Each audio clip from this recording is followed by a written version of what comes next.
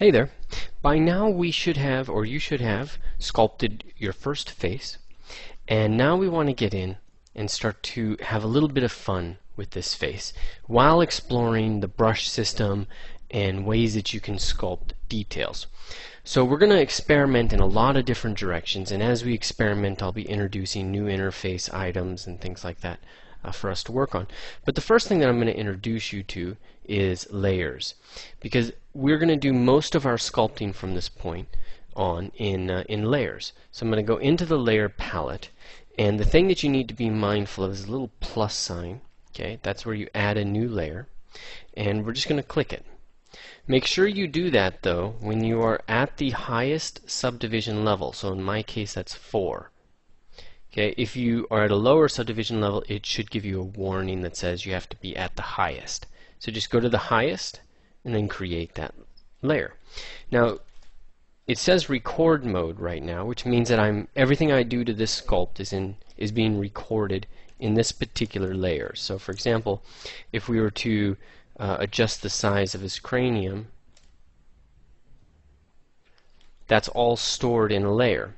So I can turn record off by clicking it, and I can turn the eye icon off by clicking that. And there we go.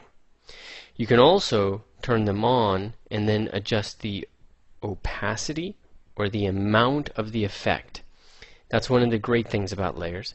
And you can also invert its effect. Set that to 0, and let's say you want to get rid of the layer. You want to delete it, and you don't want to see it, you don't want it to have any impact on your model. Well, if you press the delete button, that will pretty much get rid of it, and you can do that for any layer at any time. But let me undo this, and let's say we actually want to delete the layer but keep the information. In that sense, you have to bake all. Okay, now the key thing to know about that is it's going to bake all your layers. Okay, but it's there. That's in the sculpt, and now we don't have the layer information hanging around. In my case, I want to select that layer, and we just want to delete it, because we're going to be sculpting some other things from scratch here. So what would be a really good project to move forward with, to give us a good way to use the knowledge that we've accumulated so far? So I think I'm going to go with zombies. And there's a couple things that we want to know, or we just want to know about zombies. So one of the key elements about zombies and zombie flesh, and there's a whole bunch of lore out there about why zombies are so hungry, things like that. One part says that they're very thirsty. So zombies are thirsty, and they're thirsty because there's no moisture, there's nothing in their bodies, and so that is going to affect their skin.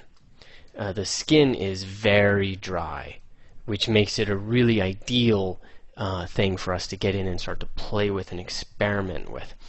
Also, since their skin is really dry, since they've got almost nothing, no moisture inside their body, their bone structure is going to be very prevalent. Okay, so we have dry skin and we have strong bone structure.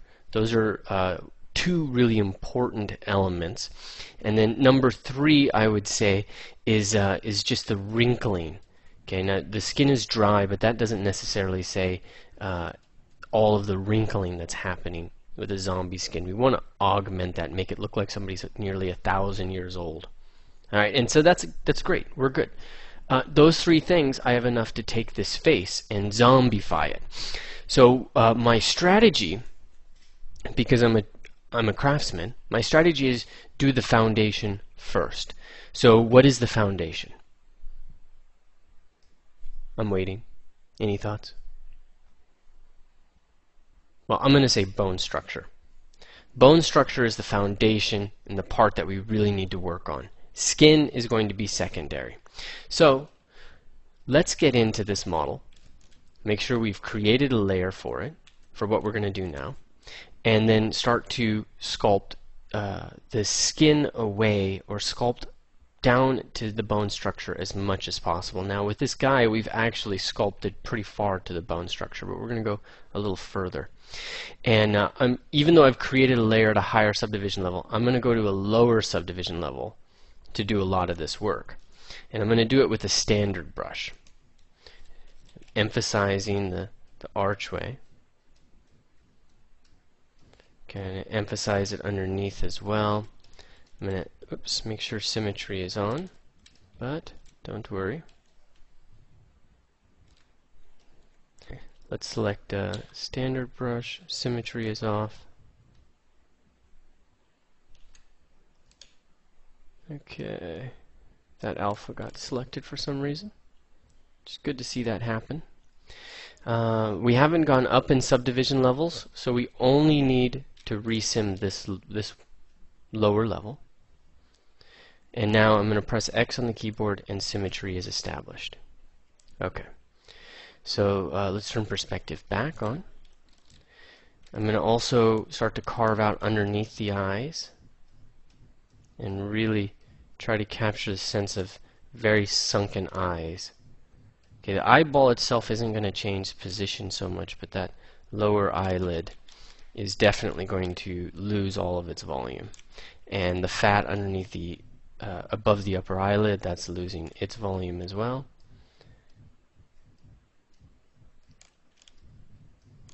Okay, like that. And let's pull down.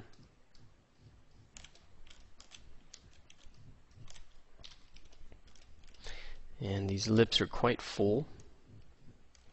So I'm going to smooth out the edges and really trim them in, while at the same time retaining the separation. But you don't want a nice edge to the top of them to separate them. You really want that to just kind of pull in. You're losing that upper lip line. Okay, now the chin is largely bone, so you know it doesn't really change too much. You might lose the mentalis, but try not to lose too much, because a good strong chin can really set off the rest. Okay, this is all done at the lower subdivision level. I'm going to do one more thing and just pull a line in. Yeah, like that. Zygomatic, Razorius, and then I really want that marionette line. Yeah. And a little bit more. Now again, all of this at the lowest subdivision level. There.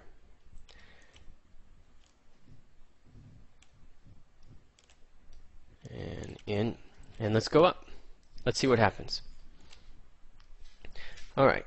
So the detail that you do at the lower subdivision levels, how do I say it? The higher subdivision levels will still retain some of their edging and some of their levels of form. So you can see, boom, the levels that we're getting in here. And that means that we definitely have to come in and grow this, so to speak. So I'm going to smooth out subdivision level 3. Okay, and I'm going to try to make sure that this is established. Alright, looking good. Go up a subdivision level by pressing D, and we're in better shape. Okay. Now, one of the other things that's really important to know is that rendering equals perception. So this is all very soft detailing. So I'm going to switch my tacks right now, my approach, and I'm going to go to Matte Cap Gray, and I'm going to set my color swatch to white. And now you're seeing a different level of form. The previous material had this softening effect, and that's great, and that's what I wanted. But now I want to get in and see the form a little bit more clearly with this Matte Cap Gray, which is the material I sculpt in almost all the time. So we've established the bone structure, alright, and what we did is just go in with a standard brush, and we did this at the low levels, very low subdivision level. but we did work our way up. And working your way up is really important. Okay, something you really got to keep in mind. Work the different subdivision levels. And then notice that all of that information that we sculpted at subdivision level 2, 3, and 4, all of that is still stored within this layer. So I can turn record off, and I can turn all that sculpt off. So now it doesn't even register. And I'm going to turn it back on, and I'm going to name this layer, and I'm going to call this layer, let's say, bones. Okay, that's going to be the layer that really gets in and gets me closer to the bones, so to speak. And now we can create another layer, and this new layer is going to be something that we start to add more of that skin texturing to. And we're going to do that in the next lecture.